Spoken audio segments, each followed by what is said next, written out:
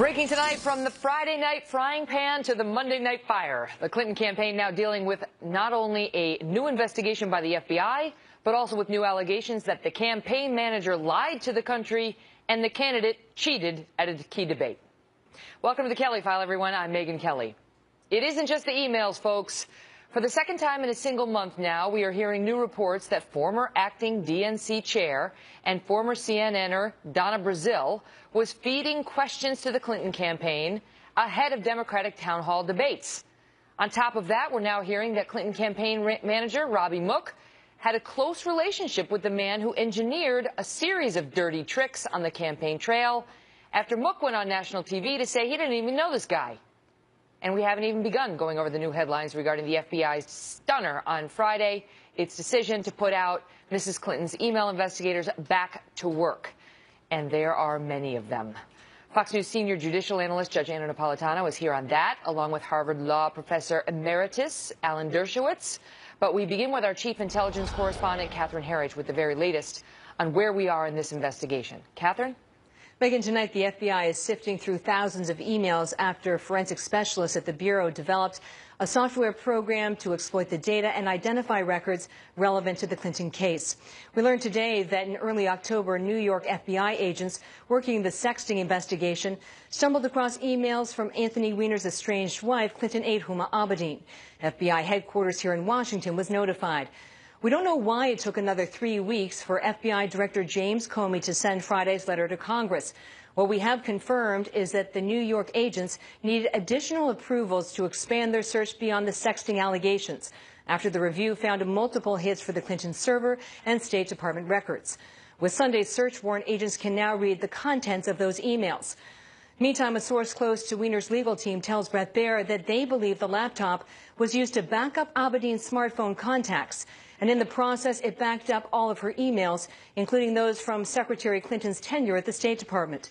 Abedin told the FBI in April that she routinely sent State Department emails like this one from Clinton to her personal Yahoo account, where it was easier to print than the clumsy State Department system. And in a separate deposition with Judicial Watch, Abedin swore under oath that she never deleted any emails and that she searched every device that could possibly hold government records. That sworn declaration tonight is now in question. The Justice Department sent this letter to Capitol Hill late today, pledging to make every resource available to expedite the review before Election Day. But with the number of records, that does seem to be a long shot, Megyn. Catherine, good to see you. Sure. Joining me now, Fox News senior judicial analyst Judge Anna Napolitano. So now it looks like Huma had a shared computer with Anthony Weiner. Right. She had forwarded a bunch of documents she never should have forwarded from Hillary Clinton's server to her Yahoo account, because no one's Yahoo account has ever gotten hacked. Right. And then magically forgot about it when she came under questioning by the Federal Bureau of Investigation. Right, as well as under oath in the Freedom of Information Act case where the deposition was ordered by a federal judge, the lawsuit by Judicial Watch.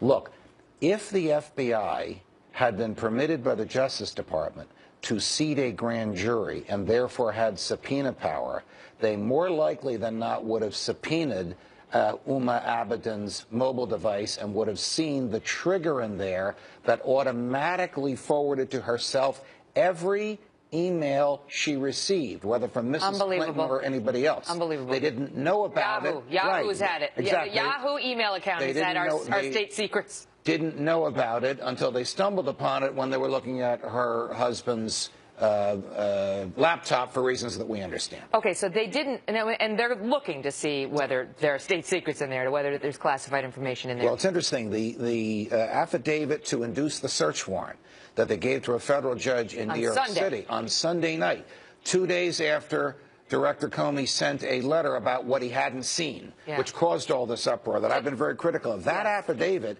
targets Huma. It doesn't target Hillary Clinton. It says we're concerned that she may have lied to us. More and more that's the reporting, that there may not be such bad news for Hillary in here, but there may be very bad news for Huma Abedin. Right. But when you're pointing out that Comey's letter on Friday, that got everybody in such a tizzy, like, wait, what? He's reopening the investigation. There's, 9 days or whatever it was to go to the election.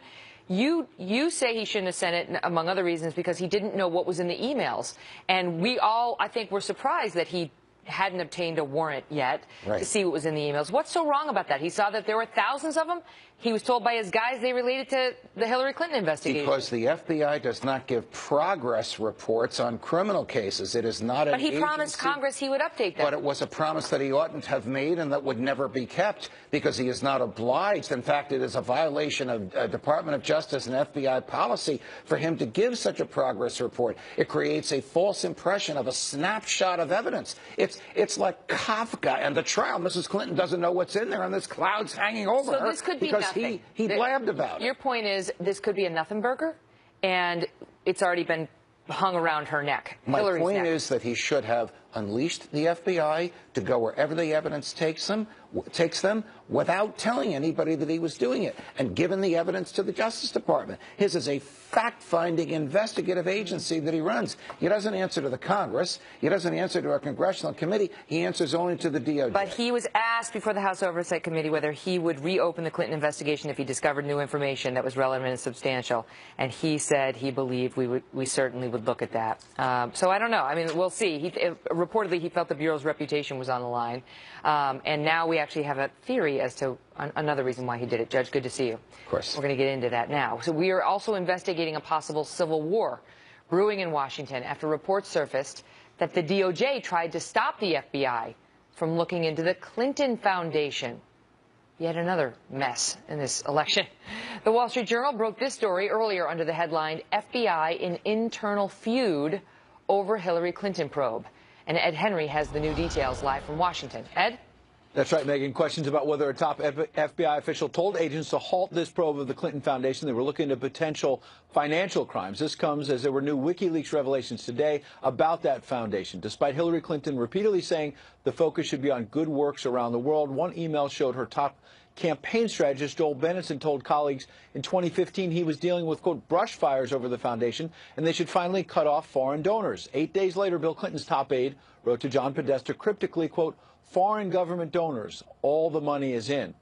As for the FBI investigation of all this, the Wall Street Journal, as you say, reporting, quote, others further down the FBI chain of command, however, said agents were given a much starker instruction on the case, stand down. When agents questioned why they weren't allowed to take more aggressive steps, they said they were told the order had come from the deputy director, Mr. McCabe. That's Andrew McCabe. You remember him, now the deputy director of the FBI. People close to him deny he ever issued a stand-down order, but he was already under fire because campaign finance records show the PAC of a close Clinton friend, Virginia Governor Terry McAuliffe, donated nearly $500,000 to the 2015 state Senate campaign of Dr. Jill McCabe, who's married to that FBI official. She lost anyway, and all involved have denied any improper influence on these various FBI investigations. Ow, ow, ow. It makes your head hurt, doesn't I don't it? know what the hell you just said. Just like, can you bottom line? So McCabe, I get the part, this was reported last week. McCabe's second in command at the FBI. The wife runs for office in Virginia. State office in Virginia. She Terry magically gets a McAuliffe. big donation from a huge Hillary supporter who happens to be the governor of Virginia. Totally unrelated. The Clintons had no And idea. now agents are they saying, had no idea. Right, Okay. and now agents are saying, look, we got a stand-down order. We understand that. What's the separate thing about the Clinton Foundation and McCabe? So they're saying that FBI agents are saying that they were given a stand-down order. Stop investigating the Clinton Foundation. By McCabe? And that it came from McCabe. People around McCabe say he never issued any order. He wanted to get to the bottom of what was really going on at the Clinton Foundation, and that people are just trying to tie the campaign finance donations to this and blame everything on him. So nobody knows the truth. I think the bottom line, when you ask the bottom line, the FBI is in full revolt right now. It's a mess. This is an agency that's supposed to be sorting all this stuff out. Instead, here we are almost a week before the election, and it's in chaos. Wow. Ed, thank you. Good to see you. I'm getting it's getting a little bit more clear. Were you with me? Was I what? Let's see if we can go one step further. Joining me now, former House Intelligence Committee Chairman and Trump Campaign National Security Advisor Pete Hoekstra, and former Deputy Assistant to President Bill Clinton and co-founder of Third Way, Matt Bennett. Good to see you both. Congressman, let me start with you. I mean, the takeaway seems to be something funny is up at the FBI. It kind of stinks. We don't want to falsely impugn McCabe, who one presumes is serving his country honorably, but the evidence seems to be pointing in the direction of a red flag where he sits.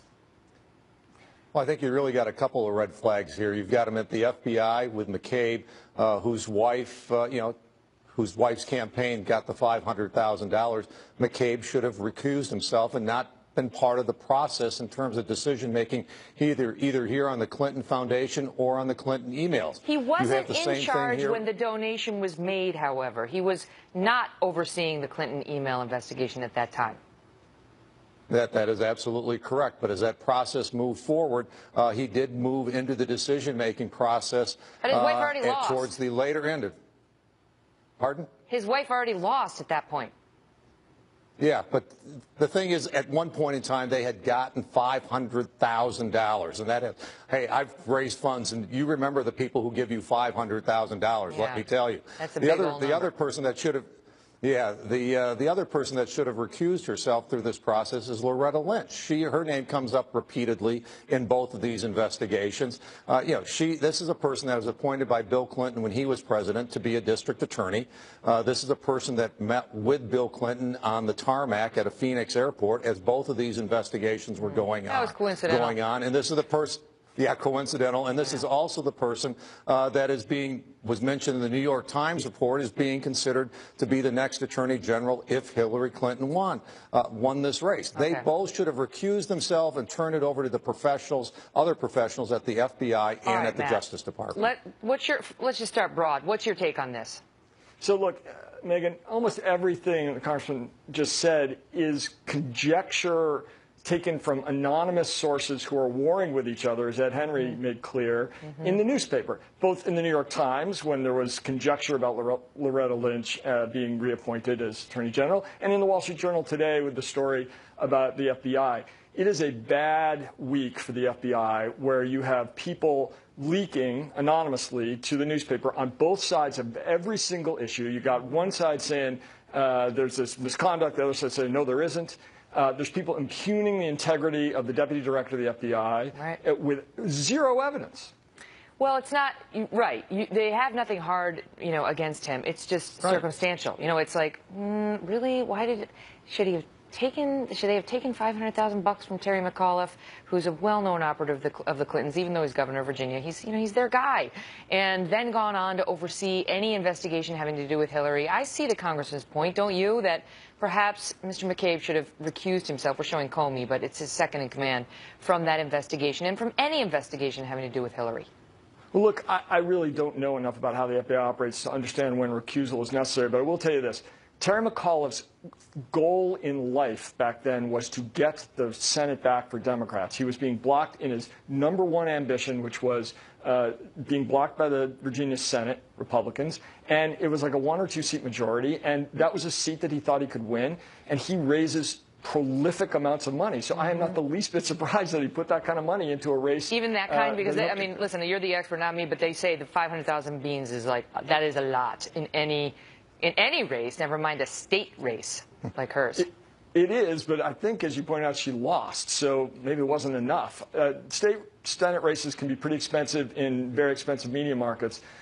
But the point is, Terry McAuliffe wasn't thinking about what the deputy director of the FBI might or might not be investigating. He was thinking, I got to get the Senate back. It had nothing whatsoever to do with what her husband did for a living.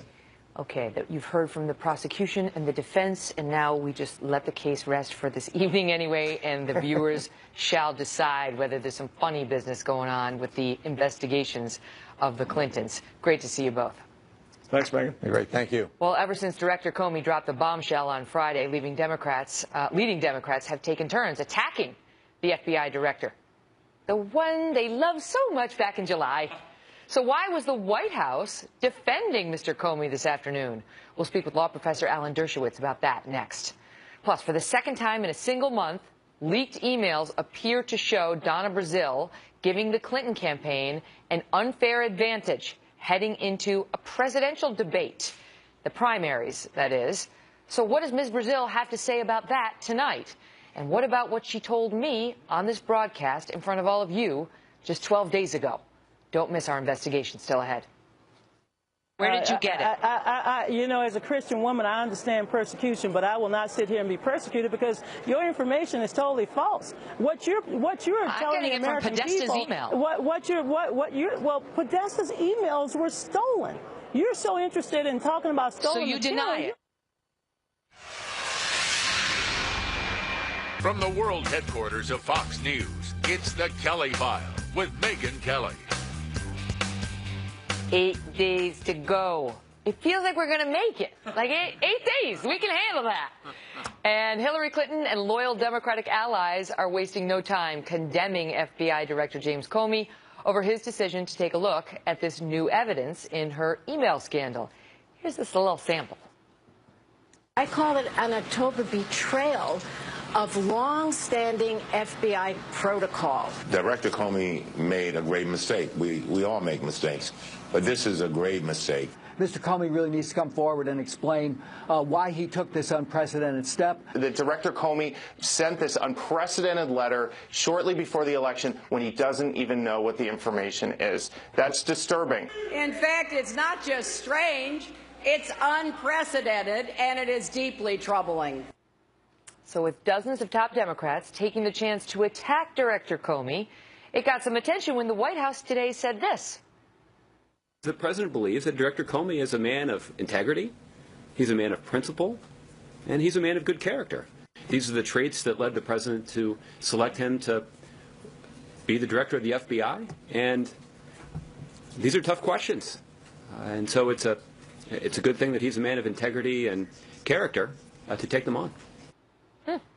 Joining me now, Alan Dershowitz, Harvard Law Professor Emeritus and author of Electile Dysfunction, a guide for unaroused voters. And there are many of them. Professor, great to see you. Great to see you. Thanks. So first, let me just get your take on Comey and whether he did the right thing. Well, I think he is a man of integrity. I think the president got it exactly right. He's a man of great integrity, and he is going to be criticized, and he has been criticized by legal scholars, by Republicans, by a former attorney general. I think he did the right thing by making a statement. I think his statement was wrong. What he should have said is this: I don't know what's in these emails. I haven't seen them. The Fourth Amendment precludes any of us from looking at them. I'm going to look at them now. But don't infer anything. Don't change your vote based on my announcement. It is a technical announcement designed to inform Congress. But if anybody infers anything from the content of those emails, they are making a serious mistake. He should have said that. He should say it now, because he's been misunderstood. We don't expect any statement from Director Comey at all between now and Election Day. And this whole process is going to take months to play out. And let's remember, too, we all trust Comey. I do. He's a man of great integrity. But remember who the building is named after. J. Edgar Hoover. Would we want this precedent established by Comey to be employed by a J. Edgar Hoover in the future? Remember, anything the FBI director does becomes precedent. And what he's done poses a dangerous precedent by an FBI director who might actually want to put his thumb. I trust Comey as a recovering lawyer who's been told by lawyers with Republican and Democratic backgrounds for years that he's a straight shooter, and that he calls them like he sees them, and irrespective of politics. Let's just talk about this, though. So let's just say she gets indicted, which is a far step away from where we are right now. It's not going to happen. But people are wondering how it would affect the election. If she gets indicted, let's say she wins on Tuesday, and then she gets indicted, can she still be president? Yes, but let's turn it around. Let's assume she loses on Tuesday, and then on December 1st, Comey announces there's nothing in any of these mails. There's simply duplicates. He becomes the villain of the piece. He should not be having an impact either way. What I think happened is he saw that Hillary was so far ahead that he said to himself, let me err on the side of disclosing this. It's not going to change the election. Oh, really? Because I don't want to be criticized. Enter? Well, I think his own self-reputation entered. I don't want to be criticized by Trump after he loses the election. What he didn't realize is that his very statement could turn the election around, give it to Trump, and then if he finds nothing, he's in trouble. Let me tell you what else is wrong. The Clintons are handling this wrong. By criticizing him, they are putting unconscious pressure on him to find something.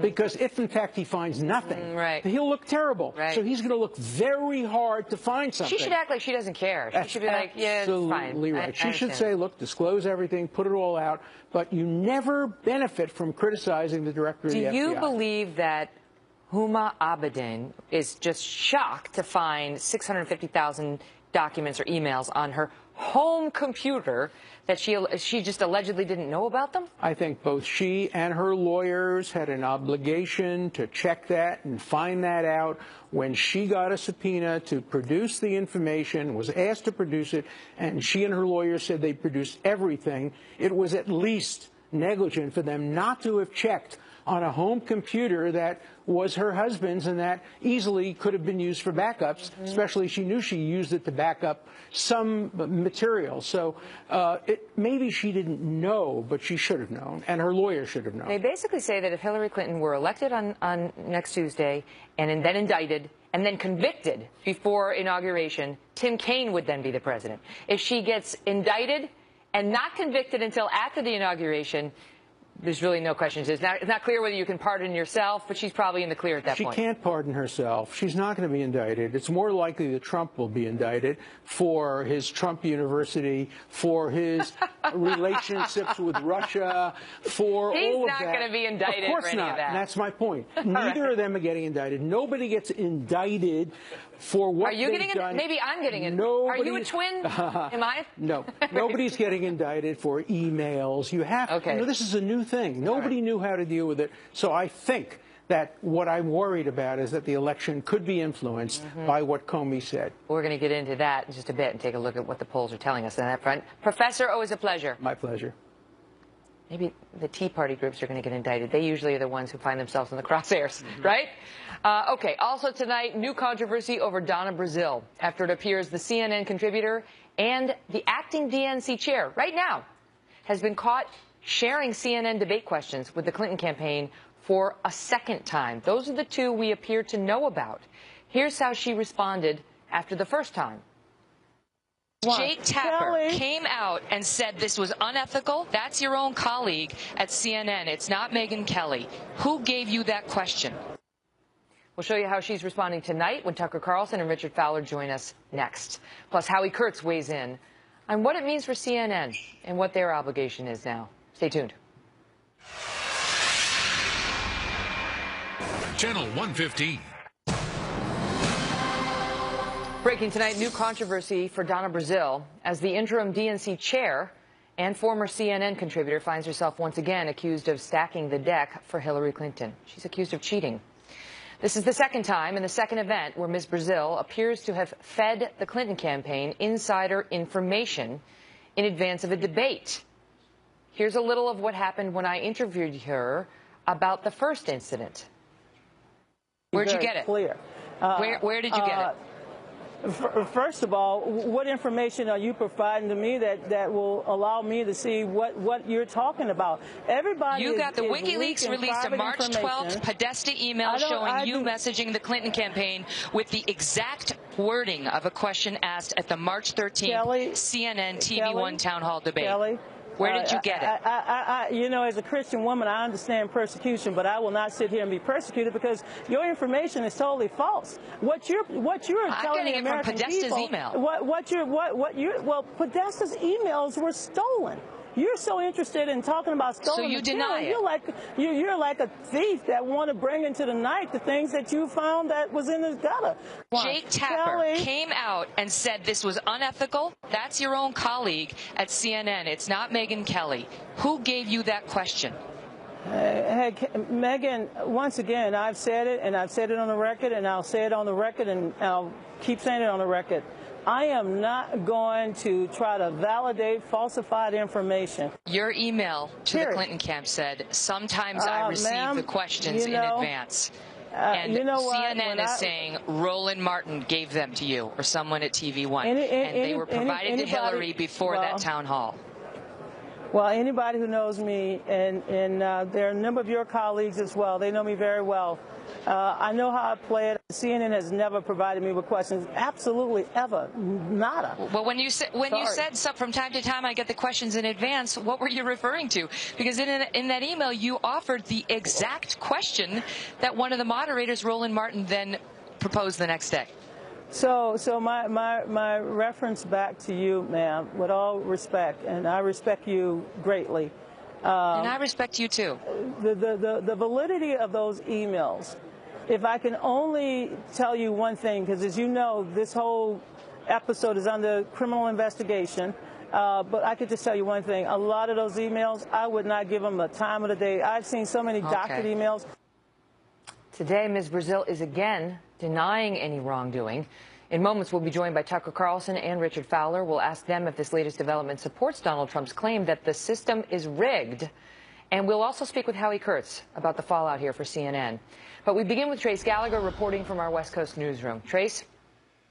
Megan, now it appears that one day before the Democratic primary debate on March 6th in Flint, Michigan, on CNN, Donna Brazile apparently wrote to Clinton campaign chair John Podesta and campaign communications advisor Jen Palmieri, quoting, "One of the questions directed to HRC tomorrow is from a woman with a rash. Her family has lead poison, and she will ask what, if anything, will Hillary do as president to help the people of Flint?"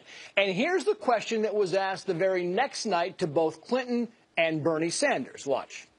Will you make a personal promise to me right now that as president in your first 100 days in office, you will make it a requirement that all public water systems must remove all lead service lines throughout the entire United States?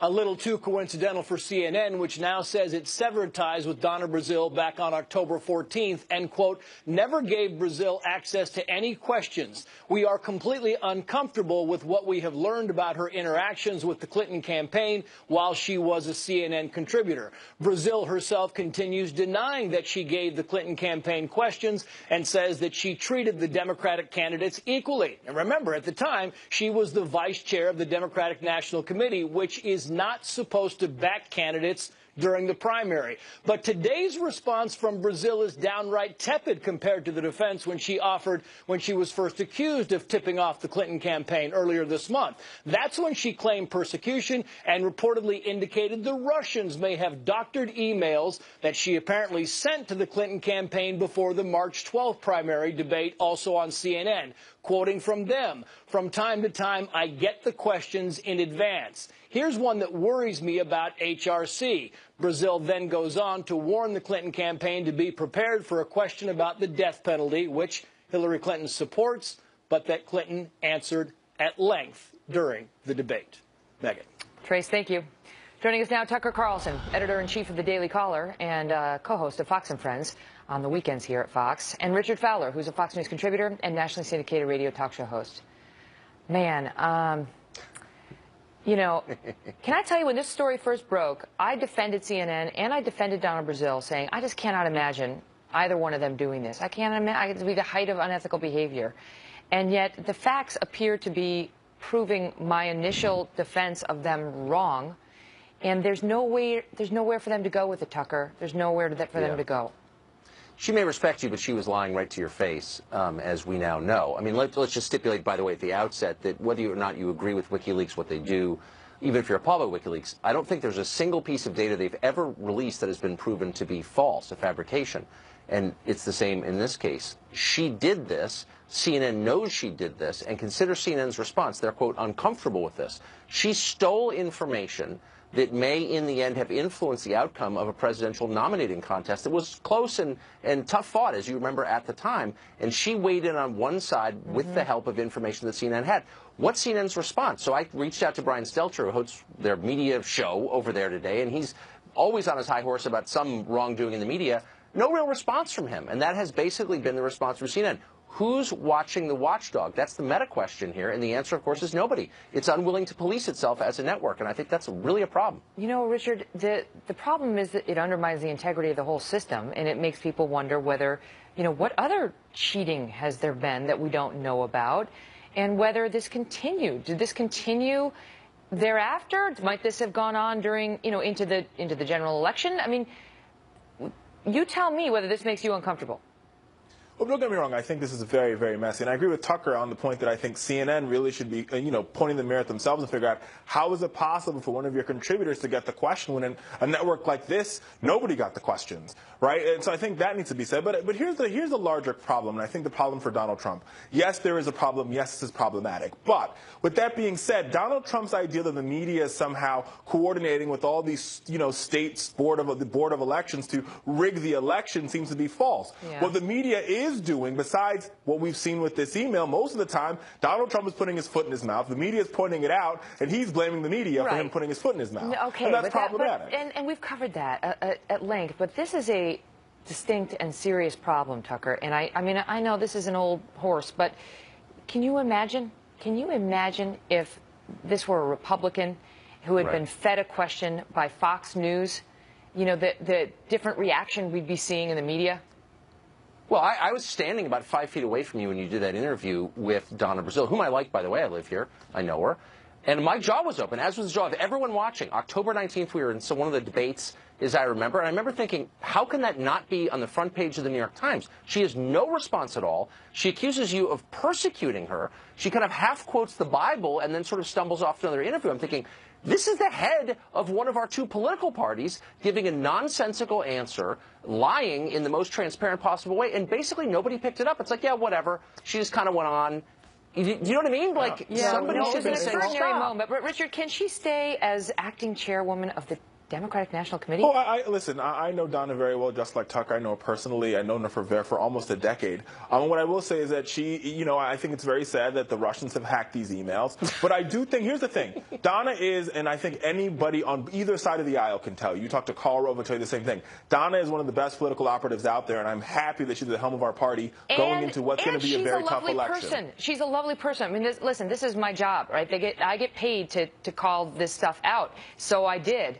But I had her dead to rights, and one wonders whether the reason she was so defensive in that interview was because she knew it wasn't the only time, Richard. And you tell me, you're fine with her, notwithstanding the fact that she appears to have cheated in 2 debates, staying as the head of the DNC. Well, like I said, I think there has to be the question needs to be asked is how is it possible for a political operative to get a question? That's the main question here, and I think me and Tucker agree on that point. With that being said, when it comes to running the Democratic Party, when it comes to winning this election, which is likely we're going to do in 8 days, I trust nobody more than Donna Brazile to get the job done. Well, I'm sure she gets the job done all right. Look, she got the one nominated she wanted, and she's ahead in the polls. The question is, how'd they get there? Richard, good to see you. Tucker, you too. Because of the people, not because of the emails. Well, now because of that behavior, we have to question that. Good to see you both. Goodbye. As Trace mentioned, we reached out to CNN. We were given a statement that reads in part, quote, on October 14th, CNN accepted Donna Brazile's resignation as a CNN contributor. It goes on to say, quote, CNN never gave Brazile access to any questions, prep material, attendee lists, background information, or meetings in advance of a town hall or a debate. Howie Kurtz is host of Media Buzz on Fox News. Howie used to work at CNN. I don't want to be the first to run to condemn CNN. I don't know how she got the questions, Howie, but they need to look into this. Look, you used the right word in saying this was cheating. Donna Brazile betrayed the network where she worked for many years, and it gives me no joy to say that as somebody who's also known her for a long time. But CNN has handled this poorly. I don't believe anyone at CNN fed these questions in advance to Donna Brazile. CNN suggested it came from TV1, the partner in that town hall where Donna Brazile got those advanced questions. But here's the thing. More than 2 weeks ago, CNN basically forced Donna Brazile out. They're calling it a resignation. We all know what happened. This is the first we're hearing about it with the second WikiLeaks dump. CNN talks about transparency. Why did CNN not get out in front of this, say that we are parting company with Donna Brazile, say we're conducting an investigation, as opposed to it kind of looks like CNN was more interested in protecting its image than in being transparent about its journalism. After that first dust up, it was, okay, we partnered with, TV1 and Roland Martin, not to impugn Roland Martin. We don't know whether he did it or TV1 did it, but the CNN was certainly kind of like, look over there. And now this second one happened in a debate that was only CNN. There was no other partner. And if she got the question, the question is, where'd she get it from? And I'm sure, CNN should be out there defending its journalists. Anderson Cooper hosted that debate, and Don Lemon participated. It should be defending its journalists. And it should be saying, if nobody gave her the question, how'd she access it? Here we have systems. You could go back and check. You could find out when somebody's, ID logged into the system and where they went when they were in there. So if that's what they're suggesting, we should know that. The journalists over there at CNN should be demanding that right now.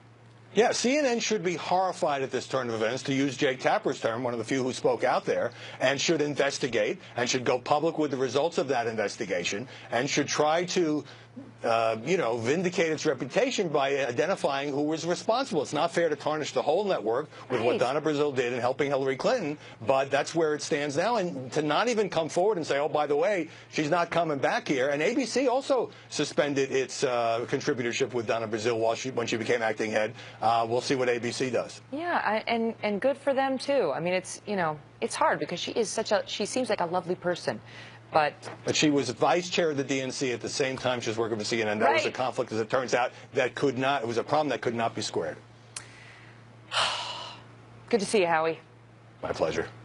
You know, these stories, it brings you no joy to cover. But when people behave badly, what are you going to do? Anyway, we'd be happy to speak with her again to see what the update is on this second story. Well, with all these challenging new headlines swirling around the Clinton campaign, what could it mean for polls that are already getting tighter?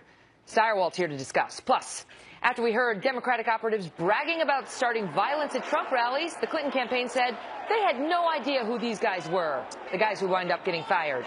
But tonight there's a new twist to this story. To be able to help.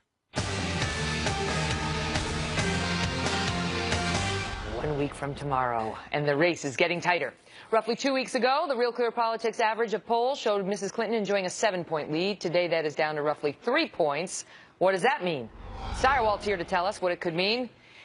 Does it mean she's going to win? No, it means she's winning. It also means that about 22 or 23 million people have already voted.